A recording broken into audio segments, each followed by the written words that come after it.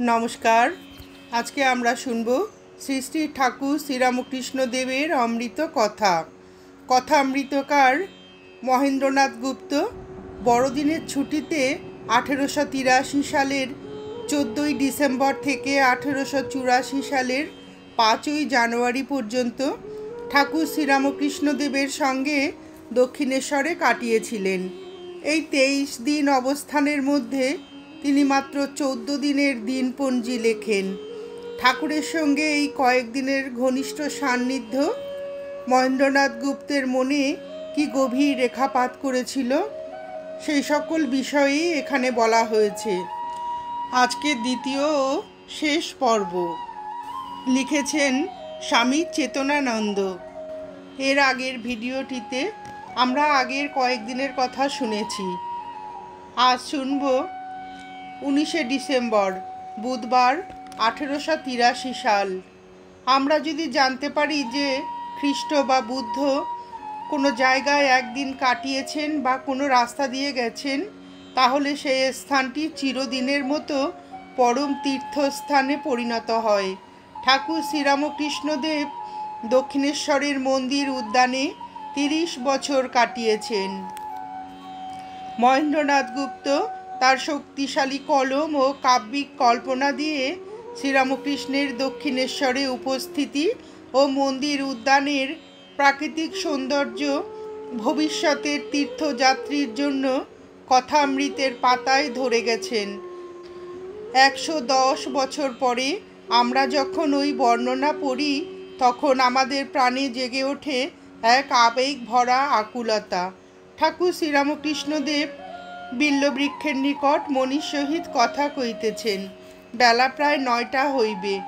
বিল্বতল ঠাকুরের সাধন ভূমি, অতি নির্জন স্থান। উত্তরে বারুদখানা ও প্রাচীর, পশ্চিমে ঝাউ গাছগুলি সর্বদাই প্রাণ উদাসকারী শো শো শব্দ করিতেছে। পরেই ভাগীরথী, দক্ষিণে পঞ্চবটী দেখা যাইতেছে। চতুর্দিকে এত গাছপালা, দেবালয়গুলি দেখা যাইতেছে না। এই বর্ণনা পড়ার পর এখনকার দক্ষিণেশ্বর দেখলে কষ্ট হয়। মনে হয় সেই রামও নেই, আর সেই অযোধ্যাও নেই, সেই কৃষ্ণও নেই, সেই মথুরাও নেই। দক্ষিণেশ্বরের পঞ্চবটী প্রায় নিশ্চিহ্ন। মন্দির উদ্যানের প্রবেশপথে এখন মনোহারী দোকান, রেস্টুরেন্টের ছাউনি। ঠাকুর শ্রীরামকৃষ্ণের ঘরে কাঠের বেড়া। সর্বগ্রাসী কালের মহিমা এরূপ, সে পুরাণকে হ্রাস করে নতুনকে সৃষ্টি করে। আজকাল অনেকেই মনে করে ঠাকুরের বই পড়ে এবং একটু মন্ত্র জপ করে সমাধি লাভ করব। নিরাকার সাধন প্রসঙ্গে ঠাকুর মহেন্দ্রনাথ গুপ্তকে সাবধান করে বলেছেন, ও পথ বড় কঠিন। আগেকার ঋষিরা অনেক তপস্যার দ্বারা বোধ করত, ব্রহ্ম কী বস্তু অনুভব করত। ঋষিদের খাটুনি কত ছিল। নিজেদের কুঠির থেকে সকালবেলা বেরিয়ে যেত, সমস্ত দিন তপস্যা করে সন্ধ্যার পর আবার ফিরত, তারপর এসে একটু ফলমূল খেত। মাস্টারমশাইয়ের জীবন ছিল ব্যস্ততায় ভরা। তিনি ছিলেন স্কুলের হেডমাস্টার, তাছাড়া বাড়িতে স্ত্রী পুত্র সংসারের দায়িত্ব। এই ছুটির সময় তিনি চেষ্টা করছিলেন কি করে ঠাকুরের কাছ থেকে সাধন প্রণালী জেনে নিয়ে সাধন সমুদ্রে ডুব দেওয়া যায়। মাস্টারমশাই শতরঞ্চি, আসন, জলের ঘটি নিয়ে বেলতলার জঙ্গলে ধ্যান করতে গেলেন। দুপুরের পর ফেরবার মুখে ঠাকুরের সঙ্গে তার পঞ্চবটিতে দেখা হলো। শ্রীরামকৃষ্ণদেব বললেন, আমি যাচ্ছিলাম তোমায় খুঁজতে। ভাবলাম এত বেলা বুঝি পাঁচিল ডিঙিয়ে পালালো। তোমার চোখ তখন যা দেখেছিলাম, ভাবলাম বুঝি নারায়ণ শাস্ত্রীর মতো পালালো। তারপর আবার ভাবলাম, না, সে পালাবে না, সে অনেক ভেবেচিন্তে কাজ করে। ভগবান যেমন ভক্তকে আকর্ষণ করে, ভক্তও তেমনি ভগবানকে আকর্ষণ করে। আমরা অনেক সময় ভাবি, ভগবান কি আমাদের বিষয়ে চিন্তা করেন? ঠাকুর শ্রীরামকৃষ্ণদেবের কথা, কর্ম এবং ব্যবহার আমাদের প্রাণে আশা ও ভরসা দেয়। মানুষ এক পা এগোলে তিনি শত পা এগিয়ে আসেন। ঈশ্বর আন্তরিক প্রার্থনা শোনেন। প্রেম পারস্পরিক। কেউ ভালোবাসলে সেও ভালোবাসা পাবে, এই তো সনাতন রীতি। মহেন্দ্রনাথ গুপ্ত সে রাতে পঞ্চবটির কুটিরে ছিলেন। পরদিন ভোরে তিনি আপন মনে গান গাইছিলেন। গৌর হে আমি সাধন ভজনহীন, পরশে পবিত্র করো আমি দিনহীন। চরণ পাবো পাবো বলে হে, চরণ তো আর পেলাম না গৌর, আমার আশায় আশায় গেল দিন। হঠাৎ জানালার দিকে দৃষ্টিপাত করে তিনি দেখেন শ্রীরামকৃষ্ণদেব দণ্ডায়মান। পরশে পবিত্র করো আমি দিনহীন, এই কথা শুনে ঠাকুরের চক্ষু অশ্রুপূর্ণ। মহেন্দ্রনাথ গুপ্ত ঠাকুরের কৃপা অনুভব করলেন। শুক্রবার 21শে ডিসেম্বর 1883 সাল সকালে মহেন্দ্রনাথ গুপ্ত ঠাকুরের সঙ্গে একাকী বেলতলায় দেখা করলেন। ঠাকুর তাকে সাধনের নানা গুহ্য কথা, কামিনী কাঞ্চন ত্যাগের কথা, আর কখনো কখনো নিজের মনই গুরু হয় এসব কথা বললেন। মন যখন গুরু হয় তখন এই বোধ হয় ভগবানই তার যথা সর্বস্ব এবং তিনি তার হৃদয়ে সদা বিরাজমান। শনিবার 22শে ডিসেম্বর 1883 সাল মহেন্দ্রনাথ গুপ্ত সংসারে অনেক জ্বালা যন্ত্রণা পেয়েছিলেন।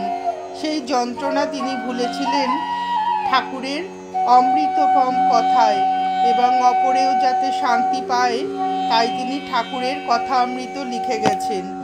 ভক্তি কিসে হয়? এটি একটি সনাতন প্রশ্ন। ঠাকুর উত্তর দিলেন, এগিয়ে পড়ো। 7 দেউড়ির পর রাজা আছেন। সব দেউড়ি পার হয়ে গেলে তবে তো রাজাকে দেখবে। বড় দিঘিতে বড় মাছ আছে গভীর জলে। চার ফেলো, সেই চারের গন্ধে ওই বড় মাছ আসবে, একবার ঘাই দেবে। প্রেম ভক্তি রূপ চার। ভগবানকে তো দেখিনি, তবে তাকে কি করে ভালোবাসবো? ঠাকুর শ্রীরামকৃষ্ণদেব বললেন, ঈশ্বর নরলীলা করেন, মানুষে তিনি অবতীর্ণ হন। যেমন শ্রীকৃষ্ণ, রামচন্দ্র, চৈতন্যদেব। ঈশ্বরকে খুঁজতে হলে অবতারের ভিতরে খুঁজতে হয়। অবতারকে চিনতে গেলে সাধনের প্রয়োজন। অবতারের উপর ভালোবাসা এলেই হলো।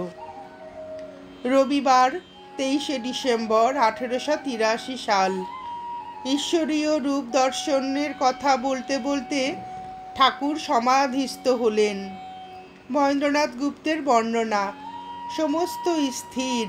অনেকক্ষণ সম্ভোগের পর বাহিরের একটু হুঁশ আসিতেছে। এইবার বালকের ন্যায় হাসিতেছেন। হেসে হেসে ঘরের মধ্যে পাদচারণ করিতেছেন। অদ্ভুত দর্শনের পর চক্ষু হইতে যেরূপ আনন্দজ্যোতি বাহির হয়, সেই রূপ ঠাকুরের চোখের ভাব হইল। মুখে হাস্য, শূন্য দৃষ্টি। ঠাকুর পায়চারি করিতে করিতে বলিতেছেন, বটতলার পরমহংস দেখলাম এই রকম হেসে চলছিল, সেই স্বরূপ কি আমার হলো? ঠাকুর মহেন্দ্রনাথ গুপ্তকে বলেছিলেন, ক্ষোভ বাসনা গেলেই এই অবস্থা। তারপর তিনি মা জগদম্বার সঙ্গে কথা বলতে শুরু করলেন। মা, পুজো উঠিয়েছ, সব বাসনা যেন যায় না। পরমহংস তো বালক, বালকের মা চাই না। মা, তোমার পাদপদ্মে যেন শুদ্ধা ভক্তি থাকে। পরবর্তীকালে মহেন্দ্রনাথ গুপ্ত বলতেন যে তিনি এমন একজনকে জীবনে দেখেছেন যিনি তারই সামনে ভগবানের সঙ্গে কথা বলতেন। শ্রীরামকৃষ্ণদেবের জীবন ও বাণী এই যুগের নাস্তিকতাবাদের মারণাস্ত্র। বাসনার জালে বদ্ধ মানুষ ওই জাল কেটে মুক্তির চেষ্টা করে। আর শ্রীরামকৃষ্ণদেব কাতরভাবে মায়ের কাছে প্রার্থনা করেছেন, মা, সব বাসনা যেন যায় না। মন বাসনা শূন্য হলেই সমাধি। বেদান্ত শাস্ত্র বলেন, বাসনা ক্ষয়, মনোনাশ ও তত্ত্বজ্ঞান একসঙ্গে হয়। যা হোক, ঠাকুর জীবের কল্যাণের জন্য বাসনাকে আঁকড়ে ধরে জাগতিক ভূমিতে থাকতে চেষ্টা করতেন। সোমবার ডিসেম্বর 1883 সাল। আজ ঠাকুরের সঙ্গে মহেন্দ্রনাথ গুপ্তের একাদশ দিবস। বেলতলার কাছে সকালে ঠাকুর মহেন্দ্রনাথ গুপ্তের সঙ্গে আবার অবতার বিষয়ে কথা বলতে লাগলেন। অবতারকে সকলে চিনতে পারে না। তারপর তিনি মহেন্দ্রনাথ গুপ্তের ধারণা যাচাই করবার জন্য জিজ্ঞাসা করলেন, আচ্ছা, আমাকে তোমার কীরূপ বোধ হয়? মাস্টারমশাই নিরুত্তর। তিনি ঠাকুরের দিব্য সান্নিধ্যে মশগুল হয়েছিলেন। যা হোক, অহেতুকী কৃপাপরায়ণ ঠাকুর শ্রীরামকৃষ্ণদেব মাস্টারমশাইকে বললেন তার আত্মকথা। আমার বাবা গয়াতে গিয়েছিলেন, সেখানে রঘুবীর স্বপ্ন দিলেন আমি তোদের ছেলে হব। বাবা স্বপ্ন দেখে বললেন, ঠাকুর, আমি দরিদ্র ব্রাহ্মণ, কেমন করে তোমার সেবা করব? রঘুবীর বললে, তা হয়ে যাবে। দিদি মানে হৃদের মা আমার পা পুজো করত ফুলচন্দন দিয়ে। একদিন তার মাথায় পা দিয়ে বললে, তোর কাশিতেই মৃত্যু হবে। সেজবাবু বললে, বাবা, তোমার ভিতরে আর কিছু নাই, সেই ঈশ্বর আছেন, আগে থাকতে সব দেখিয়ে দেয়। বটতলায় মানে পঞ্চবটীতলায় গৌরাঙ্গের সংকীর্তনের দল দেখেছিলাম, তার ভিতরে যেন বলরামকে দেখেছিলাম, আর যেন তোমায় দেখেছিলাম। তোমায় চিনেছি তোমার চৈতন্য ভাগবত পড়া শুনে। তুমি আপনার জন, এক সত্তা, যেমন পিতা আর পুত্র। যতদিন এখানে আসো নাই ততদিন ভুলেছিলে, এখন আপনাকে চিনতে পারবে। তিনি গুরুরূপে এসে জানিয়ে দেন আর একবার আসতে হবে, তাই পার্শ্বদের সব জ্ঞান দিচ্ছি না। সহাস্যে, তোমাদের যদি সব জ্ঞান দেই তাহলে তোমরা আর সহজে আমার কাছে আসবে কেন? ঠাকুর শ্রীরামকৃষ্ণের প্রতিটি কথা, কর্ম, ব্যবহার, দৃষ্টির একটি নিগূঢ় রহস্য ছিল। যারা তার সঙ্গে সদা থাকত তারাই বুঝত তার মর্ম। মাস্টারমশাই তার যোগীর চক্ষু দিয়ে ঠাকুরকে তন্ন তন্ন করে না দেখলে কথামৃত লিখতে পারতেন না। তার বর্ণনা, পঞ্চবটীতে আসিয়া যেখানে ডালটি পড়ে গেছে সেখানে দাঁড়াইয়া পূর্বাশ্ব হইয়া বটমূলে চাতাল মস্তক দ্বারা স্পর্শ করিয়া প্রণাম করিলেন। এই স্থান সাধনের স্থান। এখানে কত ব্যাকুল হইয়া ক্রন্দন, কত ঈশ্বরীয় রূপ দর্শন, আর মার সঙ্গে কত কথা হইয়াছে। তাই কি ঠাকুর এখানে যখন আসেন তখন প্রণাম করেন? ভক্তিশাস্ত্রে আছে আদৌ শ্রদ্ধা। ঠাকুর এভাবে ভক্তদের মনে শ্রদ্ধা জাগিয়ে দিতেন। ঠাকুর জানতেন মহেন্দ্রনাথ গুপ্তকে ভবিষ্যতে কথামৃতের লেখক ও প্রবক্তা হতে হবে। তাই ঠাকুর চাইতেন মাস্টারমশাই তার সব কথা শুনুক, সব কাজের সাক্ষী থাকুক। বড়দিনের ছুটি উপলক্ষে কলকাতা থেকে রাম, সুরেন্দ্র প্রভৃতি ভক্তরা এসেছেন। ঠাকুরের ইচ্ছা হলো তাদের কাছে শিব সংহিতায় যে ষটচক্রের কথা আছে সে বিষয়ে বলবেন। তখন বেলা 1টা। মাস্টারমশাই একা ঝাউতলায় বেড়াচ্ছিলেন। ঠাকুর হরিশকে পাঠালেন তাকে ডাকতে। শ্রীরামকৃষ্ণদেব বললেন, ইরা, পিঙ্গলা, সুষুম্না। সুষুম্নার ভিতর সব পদ্ম আছে, চিন্ময়, যেমন মোমের গাছ, ডালপালা ফল সব মোমের। মূলাধার পদ্মে কুলুকুণ্ডলিনী শক্তি আছে। চতুর্দল পদ্ম, যিনি আদ্যা শক্তি, তিনি সকলের দেহে কুলুকুণ্ডলিনী রূপে আছেন। যেমন ঘুমন্ত সাপ কুণ্ডলী পাকিয়ে রয়েছে। ভক্তিযোগে কুলুকুণ্ডলিনী শীঘ্র জাগ্রত হয়, কিন্তু ইনি জাগ্রত না হলে ভগবান দর্শন হয় না। মঙ্গলবার 25শে ডিসেম্বর 1883 সাল। ঠাকুর পালা পর্বণ মানতেন। সেদিন ছিল কৃষ্ণপক্ষের একাদশী। ঠাকুর মহেন্দ্রনাথ গুপ্তকে বললেন, একাদশী করা ভালো, ওতে মন বড় পবিত্র হয় আর ঈশ্বরেতে ভক্তি হয়। তারপর তিনি মহেন্দ্রনাথ গুপ্তের নির্জলা উপবাসে কষ্ট হবে ভেবে খই দুধ খেতে বললেন। বুধবার 26শে ডিসেম্বর 1883 সাল। মহেন্দ্রনাথ গুপ্ত ঠাকুরের সঙ্গে গেলেন রামচন্দ্র দত্তের কাকুরগাছির যোগদান দেখতে। সেখানে ঠাকুর সমস্ত বাগান পরিক্রমা করেন, জনৈক বেদান্তবাদী সাধুর সঙ্গে সাক্ষাৎ করেন এবং তাকে দক্ষিণেশ্বরে নিমন্ত্রণ জানান। বৃহস্পতিবার 27শে ডিসেম্বর 1883 সাল বুদ্ধ খ্রিস্ট বা চৈতন্যের দৈনন্দিন জীবনযাত্রা সম্বন্ধে আমরা খুব অল্পই জানি। মহেন্দ্রনাথ গুপ্ত ঠাকুর শ্রীরামকৃষ্ণদেবের নিত্যকার জীবনযাত্রা, চাল চলন, কথাবার্তা হুবহু কথামৃতের পাতায় লিখে গেছেন। এসব পাঠকের চোখে অনায়াসই ভেসে ওঠে এবং তা ধ্যানের খুব সহায়ক। দক্ষিণেশ্বরের কালীবাড়িতে মঙ্গল আরতির মধুর শব্দ শোনা যাইতেছে, সেই সঙ্গে প্রভাতীর আগে রোশন চৌকি বাজিতেছে। ঠাকুর শ্রীরামকৃষ্ণদেব গাত্রোত্থান করিয়া মধুর স্বরে নাম করিতেছেন। ঘরে যে সকল দেবদেবীর মূর্তি পটে চিত্রিত ছিল এক এক করিয়া প্রণাম করিলেন। ভক্তেরা কেহ কেহ ওখানে আছেন, তাহারা ক্রমে ক্রমে আসিয়া ঠাকুর শ্রীরামকৃষ্ণদেবকে প্রণাম করিলেন।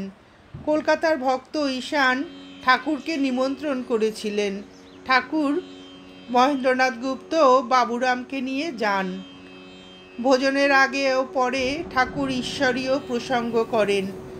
ঠাকুর শ্রীরামকৃষ্ণদেব এদিন নিজ দার্শনিক মতো ইঙ্গিত করেন।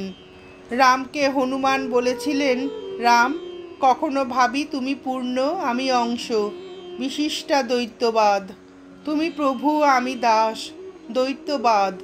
আর যখন তত্ত্বজ্ঞান হয় তখন দেখি তুমি আমি, আমি তুমি, অদ্বৈতবাদ।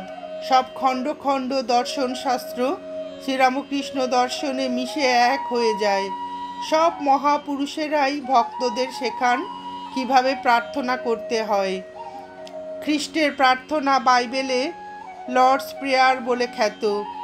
ঠাকুর শ্রীরামকৃষ্ণদেব মা জগদম্বার কাছে প্রার্থনা করেছিলেন, এই লও তোমার ধর্ম, এই লও তোমার অধর্ম, আমায় শুদ্ধা ভক্তি দাও।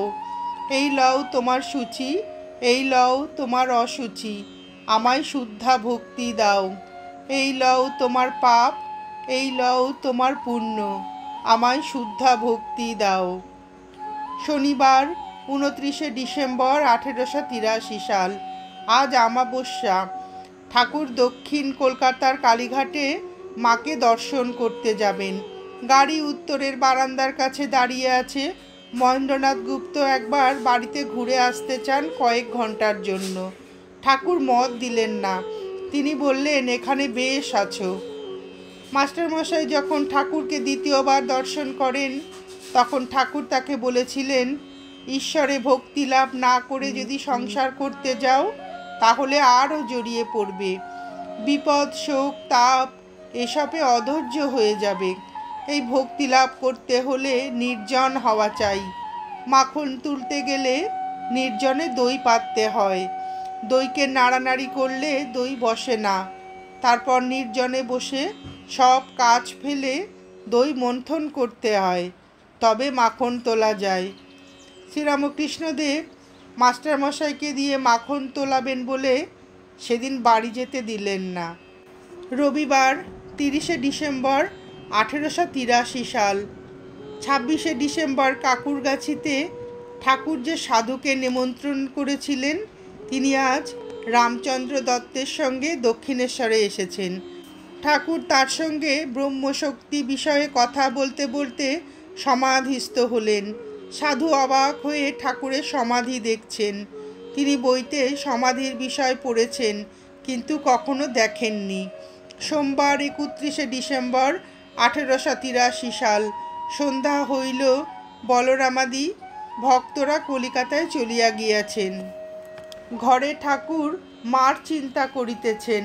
কিয়ৎক্ষণ পরে ঠাকুর বাড়িতে আরতির সুমধুর শব্দ শোনা যাইতে লাগিল। রাত্রি প্রায় 8টা হইয়াছে। ঠাকুর ভাবে সুমধুর স্বরে সুর করিয়া মায়ের সহিত কথা কইতেছেন। মণি মেঝেতে বসিয়া আছেন। ঠাকুর মধুর নাম উচ্চারণ করিতেছেন, হরি ওম, হরি ওম, হরি ওম। মাকে বলিতেছেন, ওমা, ব্রহ্মজ্ঞান দিয়ে বেহুশ করে রাখিস নে। ব্রহ্মজ্ঞান চাই না মা, আমি আনন্দ করব, বিলাস করব। মহেন্দ্রনাথ গুপ্ত খুব নিরভিমান ব্যক্তি ছিলেন। ঠাকুর তাকে দিয়ে কথামৃত লেখাবেন বলে তার অহংকে চূর্ণ করে দিয়েছিলেন। তাই মহেন্দ্রনাথ গুপ্ত হয় মেঝেতে নতুবা পাপোশের ওপর বসতেন। ঠাকুর শ্রীরামকৃষ্ণদেবের লীলানাট্যে তার দান তুলনাহীন। তিনি রামকৃষ্ণ নাটকের দৃশ্য ও সংলাপ সংযোজনা করেছেন। আনন্দময় পুরুষ ঠাকুর শ্রীরামকৃষ্ণকে মহেন্দ্রনাথ গুপ্ত তার লীলাবিলাসের সাক্ষী করে গেছেন। বুধবার 2রা জানুয়ারি 1884 সাল। ঠাকুর শ্রীরামকৃষ্ণদেব মহেন্দ্রনাথ গুপ্তকে বেশি বিচার করতে বারণ করেছিলেন, কারণ শুষ্ক বিচারের দ্বারা ভগবদ অনুভূতি হয় না। ঠাকুর আধিকারিক ভেদে উপদেশ দিতেন। তিনি জানতেন মহেন্দ্রনাথ গুপ্ত ভক্তিপ্রবণ, তাই বলেছেন, বেশি বিচার করলে শেষে হানি হয়, শেষে হাজরার মতো হয়ে যাবে। আমি ঝাউতলা থেকে উঠে যাচ্ছিলাম ওই কথা বলতে, আগে দরকার ঈশ্বর দর্শন, তারপর বিচার, শাস্ত্র, জগৎ। বল আর বিচার করবে না, আগে না, ভক্তির দ্বারাই সব পাওয়া যাবে। ঈশ্বরকে ভালোবাসতে পারলে কোনো কিছুরই অভাব থাকে না। ঠাকুরের এই কথায় আমরা জানতে পারি ভগবান ভক্তের জন্য কতটা ভাবেন। মহেন্দ্রনাথ গুপ্তের কল্যাণার্থে ঠাকুর তার কাছে প্রতিজ্ঞা করিয়ে নিচ্ছেন যাতে তিনি আর বিচার না করেন। ঠাকুর সরলভাবে মাস্টারমশাইকে বলছেন যে তিনি কিভাবে জ্ঞান লাভ করেছেন। মাকে কেঁদে কেঁদে আমি বলেছিলাম, মা, বেদ বেদান্তে কি আছে আমায় জানিয়ে দাও, পুরাণতন্ত্রে কি আছে আমায় জানিয়ে দাও। তিনি আমাকে সব জানিয়ে দিয়েছেন, কত সব দেখিয়ে দিয়েছেন। মাস্টারমশাই হতবাক হয়ে ঠাকুরের কথা শুনলেন। শুক্রবার 4 জানুয়ারি 1884 সাল। মাস্টারমশাই অধিকাংশ সময় বেলতলা ও পঞ্চবটিতে সাধন ভজন করে কাটাচ্ছিলেন। মাঝে মাঝে ঠাকুর উপদেশ ও অনুপ্রেরণা দিয়ে তাকে এগিয়ে দিতেন। শ্রীরামকৃষ্ণদেব বললেন, ঈশ্বরকে ডাকার সময় একটা ভাব আশ্রয় করতে হয়, সখী ভাব, দাসী ভাব, সন্তান ভাব বা বীর ভাব। আমার সন্তান ভাব। এভাবে দেখলে মায়াদেবী পথ ছেড়ে দেন লজ্জায়। বীর ভাব বড় কঠিন। তোমার কোনটা ভালো লাগে? মাস্টারমশাই বললেন, সব ভাবই ভালো লাগে। ঠাকুর শ্রীরামকৃষ্ণদেব বললেন, সব ভাব সিদ্ধ অবস্থায় ভালো লাগে, সেই অবস্থায় কামগন্ধ থাকবে না। মাস্টারমশাই ক্রমাগত ঠাকুরের কাছে সাধন রহস্য শিখছিলেন। একদিন তিনি ঠাকুরের মুখে একটি দৈববাণী শুনলেন।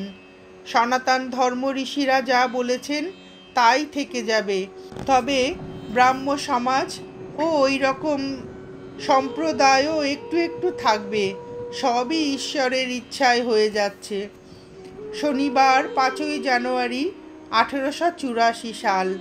এই দিনটি ছিল ঠাকুরের সঙ্গে মহেন্দ্রনাথ গুপ্তের সঙ্গে ত্রয়োবিংশতি দিবস। তিনি দুপুরের আহারান্তে নহবতে বিশ্রাম করছিলেন। এমন সময় তার নাম ধরে কে ডাকছে শুনে বেরিয়ে এসে দেখেন ঠাকুর নিজে উত্তরের বারান্দা থেকে ডাকছেন। আজকে মহেন্দ্রনাথ গুপ্তর ছুটির শেষ দিন, তাই ঠাকুর তাকে ধ্যানের কিছু উপদেশ দিলেন এবং নিজ জীবনে কিভাবে ধ্যানের বিঘ্নগুলির সম্মুখীন হয়েছেন তাও বললেন। তোমরা কীরকম ধ্যান করো? আমি বেলতলায় স্পষ্ট নানা রূপ দর্শন করতাম। একদিন দেখলাম সামনে টাকা, শাল, একসরা সন্দেশ, 2জন মেয়ে মানুষ। মনকে জিজ্ঞাসা করলাম, মন, তুই এসব কিছু চাস?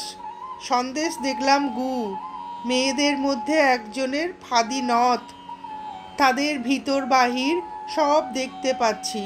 মন কিছুই চাইলে না, তার পাদপদ্মতেই মন রহিল। নিক্তির নিচের কাটা আর ওপরের কাটা, মন সেই নিচের কাটা। পাছে ওপরের কাটা মানে ঈশ্বর থেকে মন বিমুখ হয় সদাই আতঙ্ক। একজন আবার শুল হাতে সদাই কাছে বসে থাকতো, ভয় দেখালে নিচের কাটা ওপরের কাটা থেকে তফাৎ হলেই এর বাড়ি মারব। ঠাকুরের এসব অভিজ্ঞতা তুলনাহীন। যারা ধ্যান করেন তারা জানেন চিত্তবৃত্তি নিরোধ কি দুরূহ ব্যাপার। চঞ্চল মনকে হৃষ্টে ধরে রাখা যুদ্ধ সদৃশ্য। স্বয়ং অবতার না লুকিয়ে মানুষকে বলেছেন যে মন থাকলে বৃত্তি উঠবে। তারও বৃত্তি উঠেছে এবং তিনি কিভাবে বিচারের দ্বারা বৈরাগ্যের দ্বারা তা অতিক্রম করেছেন। ঠাকুর কারও ভাব নষ্ট করতেন না। বিকালে ঝাউতলা থেকে ফিরে পঞ্চবটী মূলে মহেন্দ্রনাথ গুপ্তকে বলেছেন, তোমার মেয়ে সুর, এই রকম গান অভ্যেস করতে পারো। সখী, সে বন কত দূর, যে বনে আমার শ্যাম সুন্দর। তারপর কে আপনজন, সেই প্রসঙ্গে মহেন্দ্রনাথ গুপ্তকে ঠাকুর বললেন, দেখো, যারা আপনার তারা হলো পর, রামলাল আর সব যেন আর কেউ, আর যারা পর তারা হলো আপনার। এখন ভক্তরাই আত্মীয়।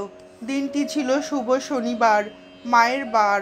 ঠাকুর মহেন্দ্রনাথ গুপ্তকে বললেন সন্ধ্যায় কালীঘরে গিয়ে ধ্যান করতে। সন্ধ্যার পর ঠাকুর কালীঘরে গিয়েছেন। মণিও সেখানে মায়ের চিন্তা করিতেছেন দেখিয়া ঠাকুর প্রসন্ন হইয়াছেন। সমস্ত দেবালয়ে আরতি হইয়া গেল। ঠাকুর ঘরে তক্তার ওপর বসিয়া মায়ের চিন্তা করিতেছেন। মেঝেতে কেবল মণি বসিয়া আছেন। ঠাকুর সমাধিস্থ হইয়াছেন। কিয়ৎক্ষণ পরে সমাধি ভঙ্গ হইতেছে। এমনও ভাবের পূর্ণ মাত্রা। ঠাকুর মার সঙ্গে কথা কইতেছেন। ছোট ছেলে যেমন মার কাছে আবদার করে কথা কয়, মাকে করুণ স্বরে বলিতেছেন, ও মা, কেন সে রূপ দেখালি নে, সেই ভুবন মোহন রূপ, এত করে তোকে বললাম, তা তোকে বললে তো তুই শুনবি নে, তুই ইচ্ছাময়ী। ঠাকুর মার কাছে করুণ গদগদ স্বরে কাঁদিতে কাঁদিতে প্রার্থনা করিতেছেন, মা, যারা যারা তোমার কাছে আসছে তাদের মনোবাঞ্ছা পূর্ণ করো, সব ত্যাগ করিও না মা। আচ্ছা, শেষে যা হয় করো। মা, সংসারে যদি রাখো তো একবার দেখা দিস, না হলে কেমন করে থাকবো? একবার দেখা না দিলে উৎসাহ কেমন করে হবে মা? প্রার্থনা থেকে মনে হয় ঠাকুর মায়ের কাছে আবদার করেছিলেন মাস্টারমশাইয়ের যাতে একটু দর্শন হয়, কিন্তু মা সে আবদার পূরণ করলেন না। এখানে একটা কথা স্মরণীয়, শ্রীরামকৃষ্ণদেবের ভিতর মানুষ ভাব ও দেব ভাব যুগপৎ কাজ করত। মানুষরূপী শ্রীরামকৃষ্ণদেব করুণায় বিগলিত হয়ে ইচ্ছা করেছিলেন মনির দর্শন হোক।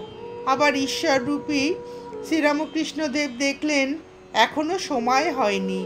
উপরন্তু ঈশ্বর দর্শন ঈশ্বরের কৃপার উপর নির্ভর করে।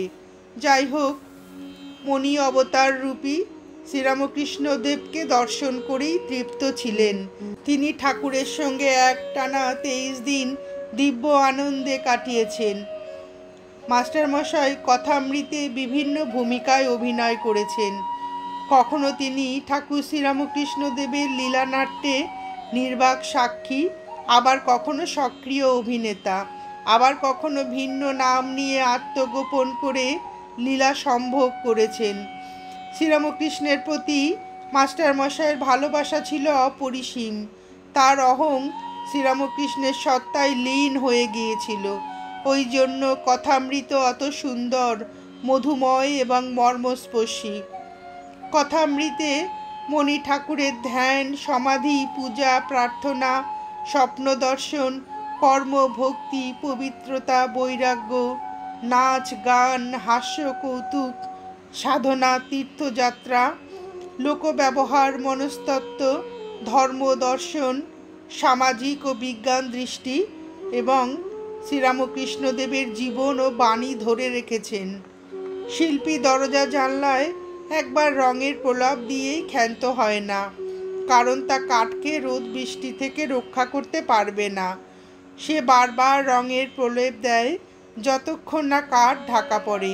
তেমনি শ্রীরামকৃষ্ণদেব 23 দিন ধরে মহেন্দ্রনাথ গুপ্তের মনে ভক্তির প্রলেপ দিয়েছেন, যাতে তার মন সংসারে মোহগ্রস্ত না হয়। তাই বিদায় দেবার কালে শ্রীরামকৃষ্ণদেব মহেন্দ্রনাথ গুপ্তকে বলেছেন, তোমার ঘর, তুমি কে, তোমার অন্তর বাহির, তোমার আগেকার কথা, তোমার পরে কি হবে এসব তো আমি জানি। ছেলে হয়েছে শুনে বকেছিলাম, এখন গিয়ে বাড়িতে থাকো। তাদের জানিও যেন তুমি তাদের আপনার। ভিতরে জানবে তুমি তাদের আপনার নও, তারাও তোমার আপনার নয়। তবে তুমি যা ভাবছ তাও হয়ে যাবে। ঠাকুর শ্রীরামকৃষ্ণদেবের আশীর্বাদ মাথায় নিয়ে মহেন্দ্রনাথ গুপ্ত বাড়ি ফিরলেন। মহেন্দ্রনাথ গুপ্ত বড়দিনের ছুটির 23 দিন শ্রী শ্রী ঠাকুর শ্রীরামকৃষ্ণদেবের সঙ্গে কাটিয়েছিলেন। স্বামী চেতনানন্দের লেখা থেকে আমরা শ্রীরামকৃষ্ণের সান্নিধ্যে শ্রীম বড়দিনের ছুটিতে এই লেখা থেকে ঠাকুরের সম্বন্ধে বিভিন্ন ঘটনার কথা জানতে পারি। মহেন্দ্রনাথ গুপ্তের বর্ণনায় শ্রী শ্রী ঠাকুরের কথা শুনে আপনাদের ভিডিওটি কেমন লাগলো জানাবেন। ঠাকুর ও শ্রী শ্রী মায়ের অফুরন্ত আশীর্বাদ আপনাদের সকলের মাথার উপর অঝোর ধারায় বর্ষিত হোক, এই প্রার্থনা করেই ভিডিওটি শেষ করছি।